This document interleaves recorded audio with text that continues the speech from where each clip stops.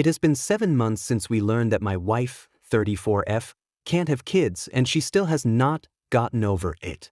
I, 35M, am seriously considering a divorce.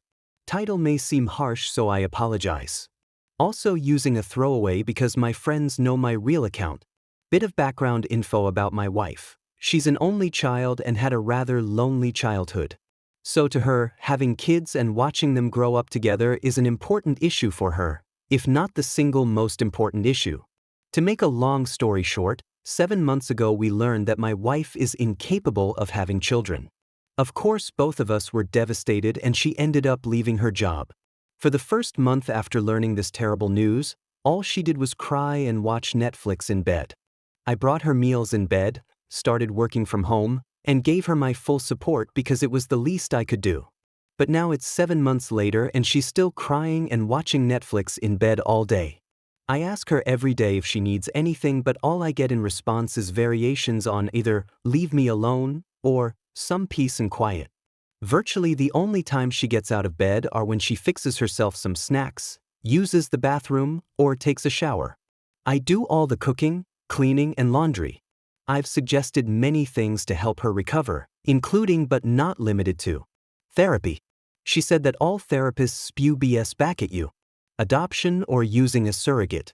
She shot down both, saying that it just didn't feel right to her. Moving to her parents' city. She said moving 100 miles was too much stress. Buying a corgi puppy, corgis are her favorite. She snapped at me saying that a puppy is no substitute for a real human child.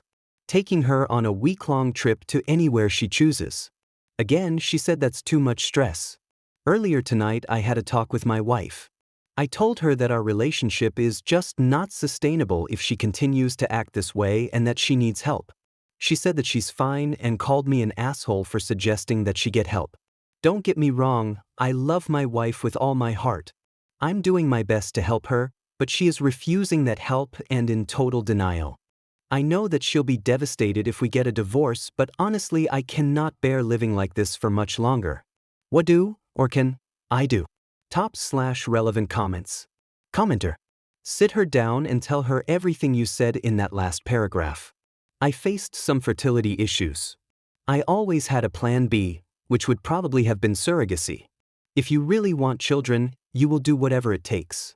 I feel desperately sorry for your wife, particularly if it means that bio kids aren't an option. I would have been happier with bio via surrogate than donor via me, but that's just me. But she needs to get her act together if she wants a baby. It can take years to adopt and find donors and surrogates, and the pair of you need to treat this like a mission. It will be worth it in the end, whether that's some kind of fertility treatment, donor/surrogate, adoption, or fostering. But parenting takes courage and resilience, and that starts with the conception process. Commenter 2. That's what I was thinking when I read this post. As someone who is desperate for a baby myself, if I found out I couldn't have kids in the traditional method, I would do anything to try another way. It depends on what way she is infertile. It could be the egg quality or amount or the uterus itself. Does she need a little extra help getting pregnant like Clomid or IVF? Does she have a uterus condition and need a surrogate? Does she need a donor egg or embryo? If she is worried about the child being genetically related to her, does she have a cousin or close child-bearing relative that could help out by donating an egg? Has she given up at the first sign of defeat, or has she tried or considered other options?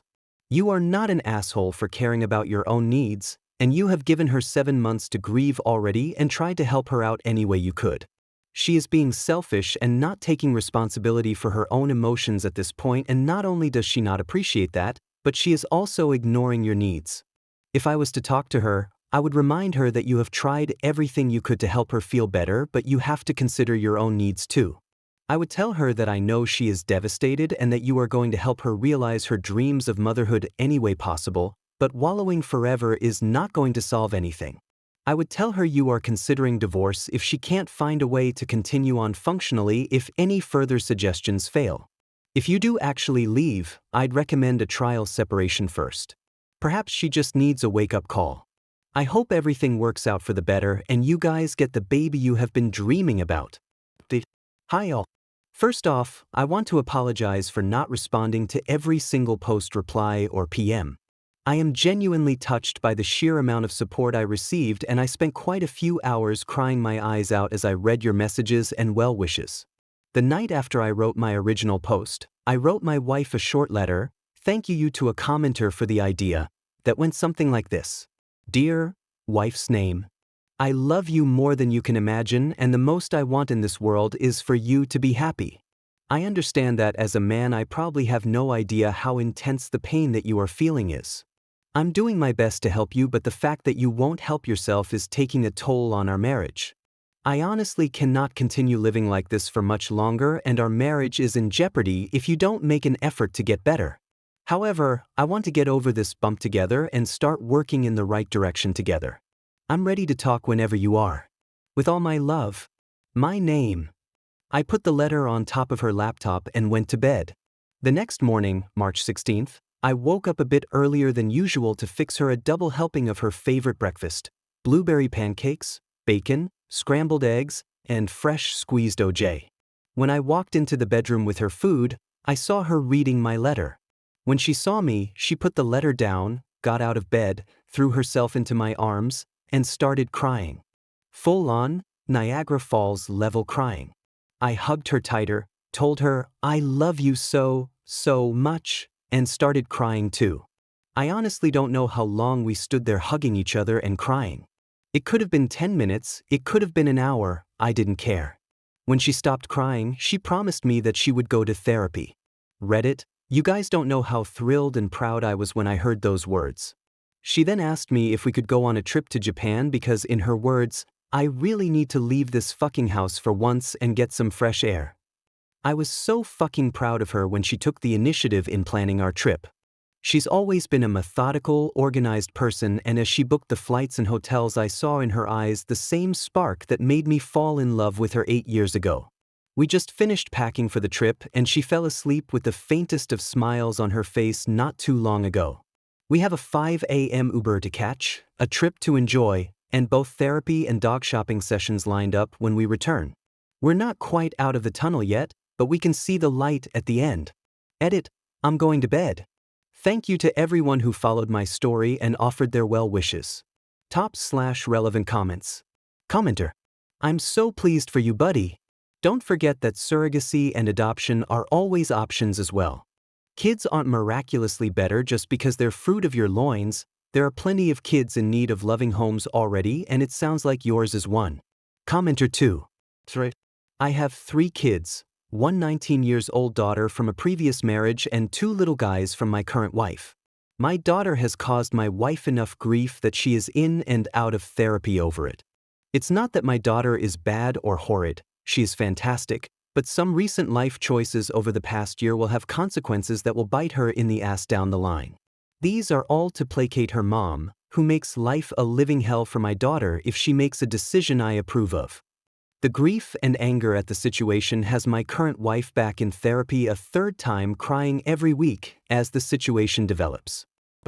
Because she loves my daughter so frikin' much, and the thought of my daughter having a rough time eats my wife up inside. That's love for a kid that isn't her own. Once you say, this kid is mine now, it does not matter where it came from, it's yours, and the love pours out and changes both your worlds forever. Commenter 3. Dude, I think maybe you could all go to therapy together.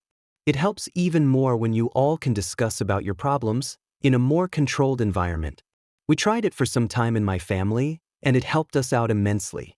Maybe it could help. Ops response. I'm so happy too.